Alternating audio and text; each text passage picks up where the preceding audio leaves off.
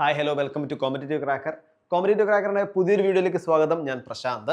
ഇപ്പോൾ നമ്മളെ junior accountant പരീക്ഷ ഇങ്ങ് വന്നെത്തി അല്ലേ. ഇനി ചുരുക്കം ദിവസം മാത്രമേ നമ്മളെ മുന്നിലുള്ളൂ. അപ്പോൾ ഇനിയുള്ള പഠനം എന്നത് അവസാനവട്ട പഠനമായിരിക്കണം. നല്ല രീതിയിലുള്ള MCQ ഡിസ്കഷൻ ആണ് ഇനി നമ്മുടെ മുന്നിലേക്കുള്ളത്. അപ്പോൾ അതുകൊണ്ട് തന്നെ പ്രോപ്പർ ആയിട്ടുള്ള MCQ ഡിസ്കഷൻ നിങ്ങൾ നടത്തുക. പ്രോപ്പർ ആയിട്ട് MCQ ഡിസ്കഷൻ നടത്തിക്കൊണ്ട് മാത്രം മുന്നോട്ട് പോവുക. അതാണ് ലാസ്റ്റ് ടൈമിൽ ചെയ്യേണ്ടത്. ഇനി ചിലപ്പം വലിയൊരു സബ്ജക്റ്റ് ഒന്നാകെ നമുക്ക് പഠിക്കാൻ ചിലപ്പം പല കാരണങ്ങളാൽ പറ്റിയില്ലെങ്കിലും നല്ലൊരു മാർക്ക് സെക്യൂർ ആക്കാൻ ഈ MCQ ഡിസ്കഷൻ നിങ്ങളെ സഹായിക്കും. നമ്മളെ CCയിൽ ഇപ്പോൾ നമ്മുടെ ബിഗ് ഡേ ഓഫർ നടക്കുകയാണ്. നമ്മളെ CSCB junior accountant, data entry operator, അതേപോലെ സബ് സ്റ്റാഫ് പ്രൊമോഷൻ ടെസ്റ്റ്, ഇതിനൊക്കെ ഇവിടെ ഇപ്പോൾ എന്താണ് ഓഫർ പ്രൈസോട് കൂടി നിങ്ങൾക്ക് ജോയിൻ ചെയ്യാൻ പറ്റുന്നതാണ്. അപ്പോൾ ഈ ഒരു ബിഗ് ഡേയുമായി ബന്ധപ്പെട്ടുള്ള ഡീറ്റെയിൽസ് അറിയാൻ വേണ്ടി നമ്മളെ ബോർഡ് നമ്പറിൽ കോൺടാക്ട് ചെയ്യാം. ഓക്കെ, അപ്പോൾ നമ്മളിന്ന് വന്നിരിക്കുന്നത് നമ്മുടെ സബ്ജക്റ്റ് നമ്മൾ കഴിഞ്ഞ ദിവസങ്ങളിലായിട്ട് കുറച്ചധികം സബ്ജക്റ്റുകൾ ഇങ്ങനെ ഡിസ്കസ് ചെയ്ത് വരികയായിരുന്നു അല്ലേ. അപ്പോൾ ഇന്ന് നമ്മൾ ഡിസ്കസ് ചെയ്യാൻ പോകുന്നത് നമ്മളെ യൂണിറ്റ് ഏതാണ്? മാനേജീരിയൽ എക്കണോമിക്സ് ആണ്. ഏതാണ്? മാനേജീരിയൽ എക്കണോമിക്സ് ആണ് നമ്മൾ ഇന്ന് ഡിസ്കസ് ചെയ്യാൻ പോകുന്നത്. മാനേജീരിയൽ എക്കണോമിക്സിന്റെ കുറച്ച് MCQs ആണ് നമുക്ക് ഇന്നത്തെ ക്ലാസ്സിൽ നോക്കാനുള്ളത്. ഓക്കെ, നോക്കിയ ഒന്നാമത്തെ ചോദ്യം, a utility function show the relation between.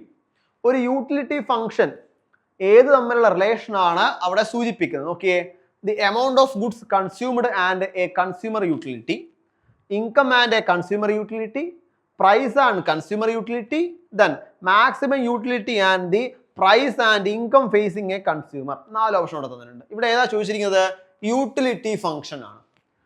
അപ്പോൾ ഈ യൂട്ടിലിറ്റി ഫംഗ്ഷൻ ഏതുമായിട്ടാണ് കണക്ട് ചെയ്യുക? ഏതുമായിട്ടാണ്? Yes, the amount of goods consumed and a consumer utility അല്ലെ. ഏതാണ്? എ ആണ് അവിടെ ആൻസർ ആയിട്ട് വരുന്നത്. ഏതാണ്? എ ആണ് ആൻസർ ആയിട്ട് വരുന്നത്. നമുക്ക് നോക്കാം എ എങ്ങനെയാണ് വന്നതെന്ന്. A utility function represent the relationship between the quantity of goods consumed and the satisfaction അല്ലെങ്കിൽ utility a consumer derive from them. അതായത് ഇവിടെ നമ്മൾ സാധാരണഗതിയിൽ പറയുമ്പോൾ ഒരു സാധനം ഡിമാൻഡ്, പ്രൈസ്, ഇവയൊക്കെ പറ്റി നമ്മളിവിടെ പഠിക്കുന്നുണ്ട് അല്ലെ. അപ്പൊ അതുകൊണ്ട് തന്നെ ഒരാൾ പ്രൊഡക്റ്റ് വാങ്ങുന്നുണ്ടെങ്കിൽ ആ പ്രൊഡക്റ്റ് വാങ്ങിക്കഴിഞ്ഞാൽ അയാൾക്ക് സാറ്റിസ്ഫാക്ഷൻ കിട്ടും അല്ലെ. കാരണം അയാളുടെ മൈൻഡിൽ ഓക്കെ ഈ പ്രൊഡക്റ്റ് എനിക്ക് വേണ്ടിയിട്ടാണെന്നുള്ള സാറ്റിസ്ഫാക്ഷൻ കിട്ടും. അപ്പൊ അത്തരത്തില് ഇവിടെ യൂട്ടിലിറ്റി ഫംഗ്ഷൻ എന്ന് പറയുമ്പോൾ എന്താണ്? ഒരു ആള്, ഒരു കൺസ്യൂമർ എന്ത് ചെയ്യുന്നു? സാധനം വാങ്ങുന്നു. ആ സാധനം വാങ്ങിക്കഴിഞ്ഞാൽ consume and the satisfaction a consumer derive from them അല്ലെ. അതിൽ നിന്നും എന്ത് കിട്ടുന്നു? സാറ്റിസ്ഫാക്ഷൻ കിട്ടുന്നു, അല്ലെ യൂട്ടിലിറ്റി കിട്ടുന്നു. ആ റിലേഷൻഷിപ്പിനെ പറയുന്ന പേരാണ് എന്ത്? യൂട്ടിലിറ്റി ഫംഗ്ഷൻ എന്നത്. ആ റിലേഷൻഷിപ്പിനെ പറയുന്ന പേരാണ് യൂട്ടിലിറ്റി ഫംഗ്ഷൻ എന്നത്. ഓക്കെ, അടുത്തൊരു ചോദ്യം. Dash is known as father of economics. ആരാണ് ഫാദർ ഓഫ് എക്കണോമിക്സ്? വളരെ ഇമ്പോർട്ടന്റ് ആയിട്ടുള്ള ചോദ്യമാണ്. അതേപോലെ തന്നെ വളരെ ഈസി ആയിട്ടുള്ള ചോദ്യമാണ്. ആരാണ്? Marshall, Robbins, Adam Smith, AC Pigou. ഏതായിരിക്കും വരിക? യെസ്, ആഡം സ്മിത്ത് ആണ് അല്ലെ. ആഡം സ്മിത്ത് ആണ് എന്ത്? ഫാദർ ഓഫ് എക്കണോമിക്സ് അല്ലെ. ഫാദർ ഓഫ് എക്കണോമിക്സ് ആരാണ്? ആഡം സ്മിത്ത് ആണ്. Then next, the famous book on economics, an enquiry into the nature and cause of wealth of nations, was written by. അതായത് ഒരു പുസ്തകത്തിന്റെ പേരാണ്. ആ പുസ്തകം ആര് എഴുതി എന്നാണ് ചോദിച്ചിരിക്കുന്നത്? Marshall, Ricardo, Robbins, Adam Smith. 4 option ഇവിടെ തന്നിട്ടുണ്ട്. ആരാണ് എഴുതിയത്? നമ്മൾ ഈ ഒരു പുസ്തകത്തിന് ഇത്രയും വലുപ്പമല്ലാതെ ചെറിയൊരു പേരിൽ കേൾക്കും. അതാണ് wealth of nations. Wealth of nations എന്നുകൂടി ആ പുസ്തകത്തിന് പേരുണ്ട്. അത് എഴുതിയത് ആരാണ്? Adam Smith, the father of economics അല്ലെ. നോക്കാം, നോക്കിയേ.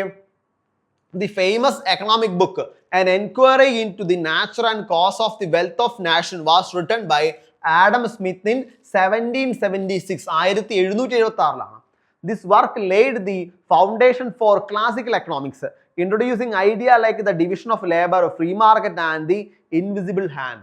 ഇതൊക്കെ കൊണ്ടാണ് ഈ ഒരു പുസ്തകത്തെ ഏറ്റവും ഇമ്പോർട്ടന്റ് ആയിട്ട് കാണുന്നത്. 1776 കാലഘട്ടങ്ങളിൽ ആഡം സ്മിത്ത് ആണ് ഈ പുസ്തകം എഴുതിയത്.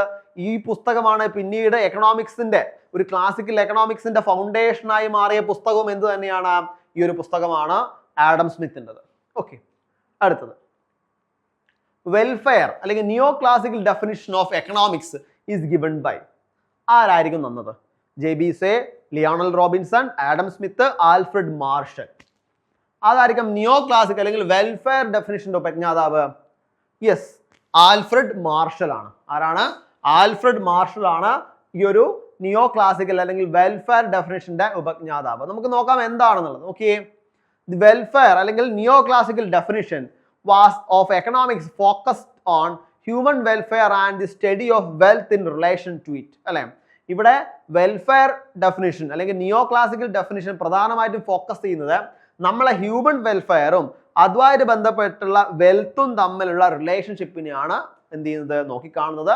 എഴുതിയത് ആരാണ്? ഈ ഒരു ഡെഫിനിഷന്റെ ഉപജ്ഞാതാവ് എന്ന് പറയുന്നത് ആൽഫ്രഡ് മാർഷൽ ആണ്. ആരാണ്?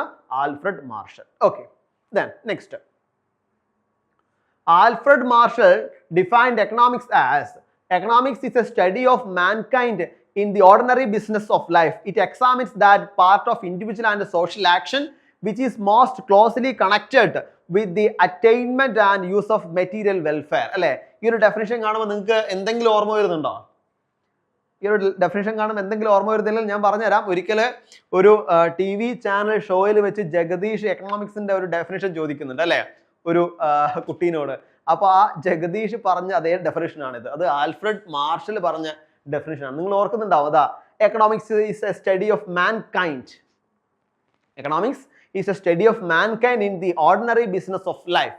It examines the part of individual and social action which is most closely connected with the attainment and use of material welfare. ഇതാണ് ആൽഫ്രഡ് മാർഷൽ നമ്മൾ എക്കണോമിക്സുമായിട്ട് ബന്ധപ്പെട്ട് പറഞ്ഞിരിക്കുന്ന ഡെഫിനേഷൻ. ഇമ്പോർട്ടൻ്റ് ആണ്, മനസ്സിലാക്കി വെക്കുക. ഓക്കെ, അപ്പൊ അവിടെ എന്താ, individual and social action which most closely connected with the attainment and material welfare. അല്ലെ, മെറ്റീരിയൽ വെൽഫെയർ അവിടെ എന്ത് ചെയ്യുന്നുണ്ട്, കൃത്യമായിട്ട് പറയുന്നുണ്ട് അല്ലെ.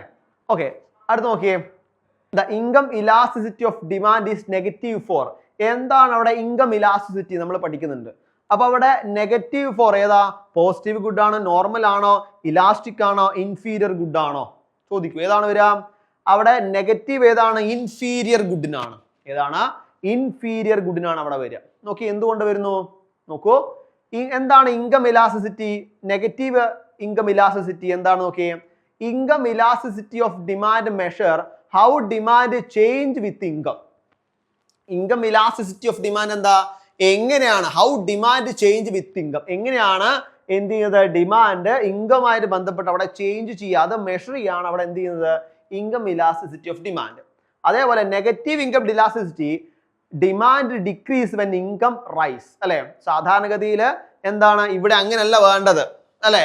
ഇവിടെ ശരിക്കും പറഞ്ഞാൽ എന്താ, demand decrease when income rise അല്ല വേണ്ടത്, നേരെ തിരിച്ചാണ് വേണ്ടത്. പക്ഷെ നെഗറ്റീവ് ആയതുകൊണ്ട് തന്നെ അവിടെ എന്താ, ഡിമാൻഡ് അവിടെ എന്ത് ചെയ്യുന്നു, താഴുന്നു, ഡിക്രീസ് ചെയ്യുന്നു. അവിടെ എന്ത് സംഭവിക്കുന്നു, ഇൻകം റൈസ് ചെയ്യുന്നു. Then goods with the property are called inferior goods. അല്ലെ, എന്താണ് ഇത്തരത്തിലുള്ള ഗുഡ്സുകളെ പറയുന്ന പേര് നോക്കിയേ. Example, low quality substitute that consumer stop buying as their income increase. അല്ലെ, ഇത്തരത്തിലുള്ള നമ്മൾ ഇത് പറയാ ഇൻഫീരിയർ ഗുഡ്സ് എന്ന് പറയാം. നോക്കിയേ, goods with this property are called inferior goods. അവിടെ എന്ത് ചെയ്യപ്പെടുന്നു, ഡിമാൻഡ് ഡിക്രീസ് ചെയ്യപ്പെടുന്നു. അതേപോലെ എന്തിന്റെ ഭാഗമായിട്ട്, ഇൻകം റൈസ് ചെയ്യുന്നതിന്റെ ഭാഗമായിട്ട് അല്ലെ, ഇൻകം റൈസ് ചെയ്യുന്നതിന്റെ ഭാഗമായിട്ട് അവിടെ എന്ത് ചെയ്യപ്പെടുന്നു, ഡിമാൻഡ് ഡിക്രീസ് ചെയ്യപ്പെടുന്നു. അത്തരത്തിലുള്ളതിനാണ് നമ്മൾ എന്ത് പറയാം, ഇൻഫീരിയർ ഗുഡ്സ് നമ്മൾ പറയാം. ഓക്കെ, ദെൻ അപ്പോൾ നമ്മളെ CC ജൂനിയർ അക്കൗണ്ടന്റ് ഭാഗമായിട്ട് നമ്മൾ ഇതാ പഠിച്ചുകൊണ്ടിരിക്കുകയാണ്. അവസാനഘട്ട പരിശീലനം നടക്കുന്നത് നിങ്ങളെ സഹായിക്കാനായിട്ട് നമ്മളെ ഒരു ക്രാഷ് ബാച്ച് നമ്മൾ സ്റ്റാർട്ട് ചെയ്തിട്ടുണ്ട്. ഡെയിലി ലൈവ് ക്ലാസ്സുകൾക്ക് പ്രാധാന്യം കൊടുത്തു, അതാണ് ഏറ്റവും വലിയ ഇമ്പോർട്ടൻ്റ്. എന്താണ്, 1.5 മണിക്കൂർ വീതം ലൈവ് ക്ലാസ്സുകൾ എല്ലാ സബ്ജക്റ്റിന്റെയും, നമ്മളെ സിലബസിലുള്ള 10 സബ്ജക്റ്റിന്റെയും 1.5 മണിക്കൂർ വീതമുള്ള ലൈവ് ക്ലാസ്സുകളിലൂടെ പ്രോപ്പർ ആയിട്ട് പഠിച്ചുകൊണ്ട് മുന്നേറാനാണ് നമ്മളെ പുതിയ ക്രാഷ് ബാച്ച്. അപ്പൊ ഈ ഒരു ക്രാഷ് ബാച്ചുമായി ബന്ധപ്പെട്ട കാര്യങ്ങൾ അറിയാനും ബാച്ചിൽ ജോയിൻ ചെയ്യാനും നമ്മളെ ബോർഡ് നമ്പർ 89 21 44 05 80 ഈ നമ്പറിൽ നിങ്ങൾക്ക് കോൺടാക്ട് ചെയ്യാവുന്നതാണ്. ഇനി വരുന്ന ദിവസം കൂടുതൽ MCQs ആയിട്ട് കാണാം. കൂടാതെ ജൂനിയർ അക്കൗണ്ടന്റ് എക്സാം ആയിട്ട് ബന്ധപ്പെട്ട ഒരു ഫ്രീ വാട്സപ്പ് സ്റ്റഡി ഗ്രൂപ്പ് നമ്മൾ സ്റ്റാർട്ട് ചെയ്തിട്ടുണ്ട്. അപ്പോൾ ഈ ഗ്രൂപ്പിൽ നിങ്ങൾക്ക് ജോയിൻ ചെയ്യാം. നമ്മൾ ലിങ്ക് താഴെ പേസ്റ്റ് ചെയ്യാം. ഇനി കൂടാതെ നിങ്ങൾ ഈ ഒരു എക്സാമായിട്ട് ബന്ധപ്പെട്ട എന്തെങ്കിലും സംശയങ്ങളോ അല്ല ബാച്ചുമായി ബന്ധപ്പെട്ട സംശയങ്ങളോ ഉണ്ടെങ്കിൽ നമ്മളൊരു ഗൂഗിൾ ഫോം കൊടുക്കുന്നുണ്ട്. ഈ ഗൂഗിൾ ഫോം നിങ്ങൾക്ക് കോൺടാക്ട് ചെയ്യാം. ഇനി അടുത്ത ദിവസം അടുത്ത കുറച്ച് MCQs ആയിട്ട് കാണാം. Thank you.